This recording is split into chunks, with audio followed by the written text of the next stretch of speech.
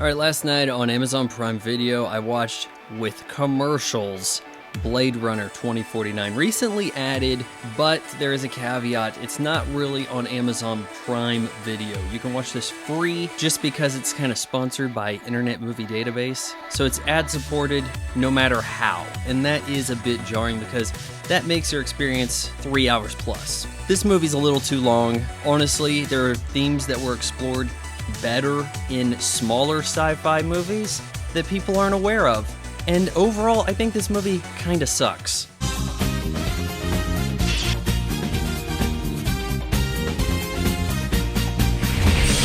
So let's get things started. It's the year 2049, alright? Now the replicants are past the Nexus 8 model. There's the Tyrell Corporation went under, replaced by this Wallace Corporation. Not that that honestly matters much. It's stated quite early that our new Blade Runner, Ryan Gosling, is a replicant. There's no wishy-washy thing about that. Completely unprovoked, without a lead, he just hunts down Bautista at the beginning of the movie so we can have a fight. And if we have to play the meaning game, it's almost like it's a persecuted Jew who is also hunting Jews. It's like, yo, you turned on your own kind, like, in a way. Yeah, so not really detective work, just have to off this guy. Oh, hey, I saw this flower while I was walking back to my flying Peugeot. Oh, hey, let's just walk over there. Huh? There's a date on that tree. Oh, okay. Oh, well, there's something buried under it. Oh, this is all happenstance. Quality writing. We have music that is largely stolen from Vangelis.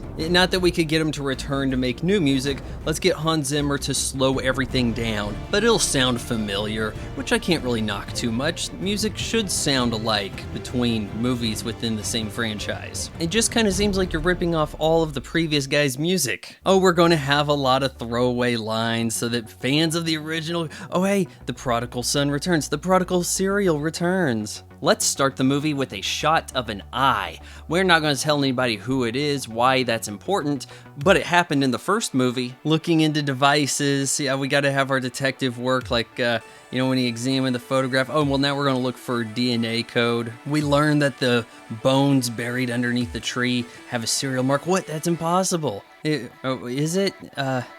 I guess I don't really understand the androids in this. Maybe there's more to this than I ever thought. I was under the impression they were androids that looked like humans. Now you kind of think, was all the Nexus series, were they all synthetic cells, man-made cells assembled to be like humans, only not biological? In the sense that it's not natural, it's man-made. But otherwise, totally like a human. Oh, except they have super strength, and they're incredibly easily punctured. It doesn't seem to add up right there. Also, how can everybody in the whole damn city spot a replicant now? Everybody knows that Kay's a replicant. It's a little off-putting to ever think they needed anyone hunting them down, especially when they're now able to get past this whole empathy thing. Speaking of which, why are the replicants all over the place? It says in the text at the beginning, which is, by the way, small fonts everywhere. And do we really need the glitchy production logos? Frankly, that's just self-indulgent. Alright, so it says that the Tyrell Corporation was shut down. There's all these new regulations. What, regulations? They had laws preventing all androids from being on Earth, okay? And now you're telling me androids are all over the place? So Kay has to investigate the birth of this creature. This android has given birth. It died while giving birth, but there's an emergency C-section. The kid's out there somewhere. Investigate. Goes to the Wallace Corporation. And by the way, Jared Leto playing this Wallace guy, blind. Not that that makes a difference. Frankly, it doesn't even matter that he's in this movie because he gets no comeuppance whatsoever for being the villain. Instead, his robot assistant Love is kind of like the muscle. She does everything. It's really just a race between her and Kay to find the kid who was born 35 years ago. Mind you, Kay did nothing to tip off Wallace or Love that he located the android mom, so there is no reason to tail him. Should we really be that surprised that these synthetic humans can give birth? Because now, if my understanding is that these are synthetic humans, they could have synthetic birth. I don't see what's stopping that, honestly. But what's more, this guy Wallace really wants this to happen. If the synthetics can reproduce, that ushers in the end of humanity, and there's no profit margin to be made when no one has to buy androids.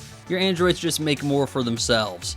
And of course there's going to be an uprising, because there always is. This isn't smart at all. Oh, but it's his legacy. It's millions of his children. Oh, you think they're going to be obeying you? And hell, why don't we just say it's Tyrell's legacy? Kind of seems like you just went and bought his company. Oh, but we're under the impression that the bones belong to Rachel from the first movie. So the father is Harrison Ford. Yeah, Deckard. Do we look for Deckard? Not very effectively. No, we visit Edward James Olmos, who has to make origami figures just because that's what you remember him doing in the 1982 original. So if you wanted to see Harrison Ford in this movie, you're going to be waiting 2+ hours. Kay starts to understand that some of his memories seem to tie in with this date that he found on the tree, and he's withholding information. Oh, but we were told these Wallace androids don't lie, that they have to obey, except when it's convenient for them not to. I think a lot of people are going to put a lot of stock in this love story with the android and, well, I'm sorry, synthetic human, and his AI wife that he bought. Yeah, I don't really buy into it though, honestly. I mean, you learn she's a program. Okay, she's programmed to love him. So what? Oh, is there a difference? Yeah, there is. It's kind of like having a slave that has to love you. Scenes in this movie are ponderous and slow just so that you can have some artificial building of suspense. We travel to the Southern Oracle where Kay lets loose his drone for the hell of it. Yeah, we just kind of need some cool shots in this movie. Take it all in. Nothing really comes of the drone. We introduced this thing, there's no payoff, but didn't that look cool? I don't think it looks as good as the best 80s sci-fi movies. There's a magic to the way films used to look. Now things are too clean even when they're supposed to be dirty. Now where Blade Runner 2049 gets some redemption is in the story, but only slightly. See, I like the mystery surrounding Kay. At about halfway through, we get this twist that we start to believe Kay is looking for himself, that he is that baby, that his memories are actually legit. That was interesting. A lot of this kind of gets shot under when we learn, spoilers, this doctor who makes memories for androids is actually the android synthetic human baby that Dr. MacGuffin.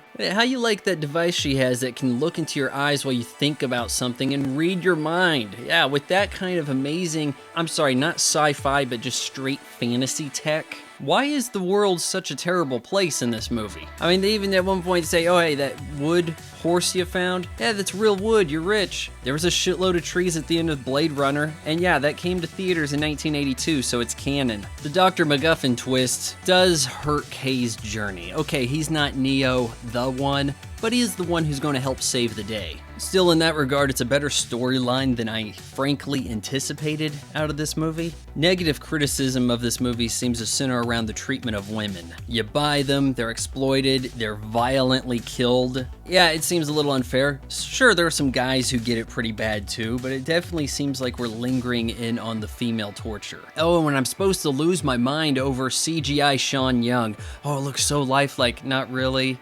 Oh, well, it's 2020, of course it doesn't look good now. How about it still wouldn't look that great? She looks a bit cartoonish, but you can't just use a feminist agenda to justify a negative review, New York Post. You're gonna have to have a little bit more ammo than that, and oh, I've got it, because this movie is kind of a big budget ripoff of Automata, starring Antonio Banderas. This is a 2014 movie, foreign sci-fi on a shoestring budget with a look inspired by Blade Runner, and it just so happens to share many scenes and themes with Blade Runner 2049. For example, the central story of Automata involves these helper androids being able to give birth and the dangers that imposes. Does it not sound a little familiar to you, Hollywood? Does it sound like maybe you kind of ripped that off a bit? Oh, you want more evidence? Okay, there's an entire chase scene that looks like it came from that movie. Yeah, you're driving around in the dark. It looked new and interesting in Automata. I happen to have seen that first. Sure, Automata has its problems, but I appreciate respect and reward originality. Oh, and a sense of urgency. And also, I want to say something about Ryan Gosling. Can we admit that he has autism? This is the autism movie star.